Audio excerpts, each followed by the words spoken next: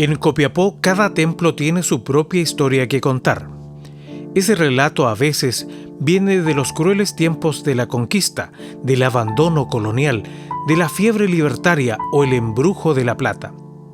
Es pulso de la vivencia del pueblo de Atacama y testimonio presente de un rico patrimonio que une lo celeste y lo terreno. Catedral de Copiapó. La historia de la iglesia Nuestra Señora del Rosario, también conocida como la Catedral de Copiapó, se comienza a perfilar antes del siglo XVIII, con el templo levantado el año 1784 y después destruido por un terremoto.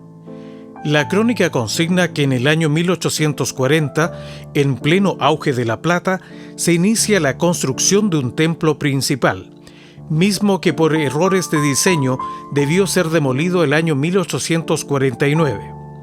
Tendría que venir un nuevo proyecto a cargo del constructor inglés William Rogers para ver recién materializada la que conocemos hoy por la Iglesia Catedral. En lo arquitectónico, su estilo neoclásico inglés respeta el esquema de una basílica, con 3 cuerpos de planta cuadrada rodeados de columnas. Su frente se caracteriza por una alta torre de 3 niveles rodeados por columnas.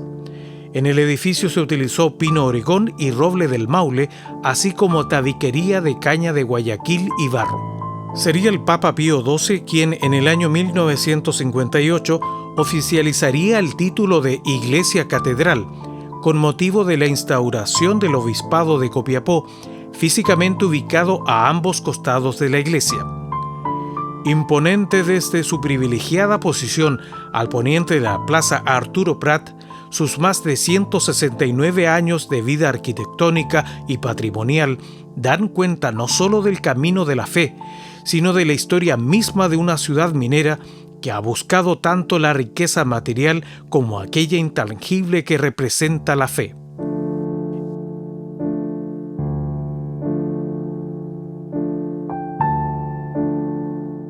Iglesia de San Francisco.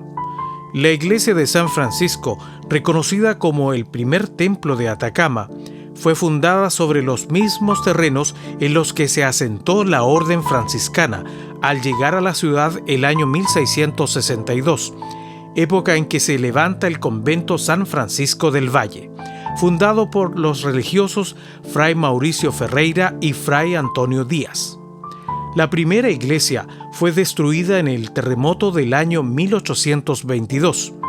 Luego, en el año 1851, la construcción existente fue derruida nuevamente por otro sismo. Sin embargo, la actual construcción, con su característico color rojo y blanco que sorteó con éxito el fuerte terremoto del año 1922, data del año 1872.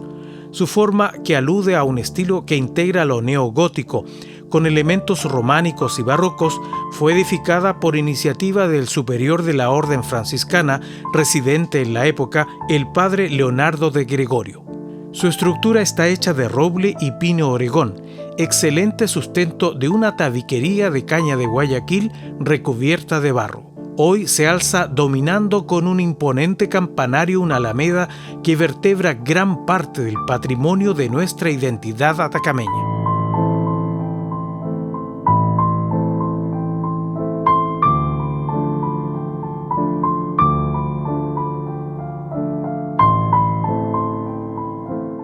Iglesia de Punta Negra.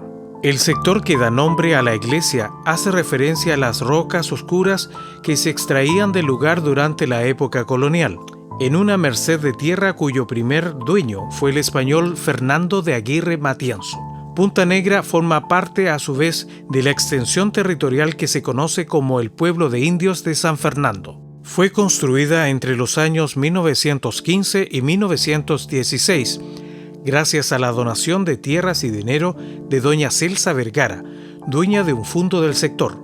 Su diseño es de estilo neoclásico moderno, con influencias del arte nuevo que imperaba en las primeras décadas del siglo XX. Esto se nota principalmente en la fachada del templo, con su friso y las columnas del atrio. La torre está coronada por una cúpula de forma elipsoide con arcos semicirculares en su base. Gracias a su fundación sobre una base de hormigón de casi 1 metro, se encuentra a salvo de la mayoría de las inclemencias del tiempo. Sus muros son de quincho estucados con barro y cal. El techo es de 2 aguas y la estructura de madera, manteniendo en general una forma libre de modificaciones en su ya más que centenaria existencia. Su nombre oficial es Iglesia de la Santísima Trinidad, pero su fuerte vinculación con el sector le hace más reconocible como la Iglesia de Punta Negra, que rural en sus inicios ha concentrado en su espacio arquitectónico y urbanístico un importante período de la historia de esta ciudad minera, que en su continuo crecimiento ha terminado por integrar el templo al casco urbano, dando así testimonio no solo de la crónica del lugar, sino de la dinámica de los tiempos. Iglesia y Santuario de la Candelaria. La leyenda dice que un 2 de febrero del año 1780, la Virgen salva a Mariano Caro Inca de la furia de los elementos en la alta cordillera. Consigna también que el milagro se expresó en la forma de una pequeña representación en piedra de la imagen de la Virgen. Mariano Caro mantuvo la pequeña imagen por muchos años en un altar en el patio de su casa, mismo lugar que con el paso del tiempo vería la creación del santuario que hoy conocemos. 20 años después del hallazgo, el sacerdote Domingo Carmona hace levantar una capilla cerca del antiguo oratorio, la que a pesar de resultar destruida en el terremoto del año 1922, hoy mantiene en pie su antiguo campanario. Tendría que pasar otros 22 años para que algunos metros hacia el oriente del mismo terreno se iniciase la construcción del templo mayor que hoy se levanta en el centro del santuario. La iglesia se destaca plenamente, dominando todo el terreno que compone el lugar de fe. En su paulatina construcción y constante adaptación a los tiempos, muestra hoy terminado su cuerpo principal y las 2 naves laterales, presentando sus muros de blanco ribeteados de azul. Epicentro de la segunda mayor fiesta religiosa de Chile, el Santuario de la Virgen de la Candelaria de Copiapó, cada 2 de febrero estalla en danzas y alabanzas a la patrona de los mineros.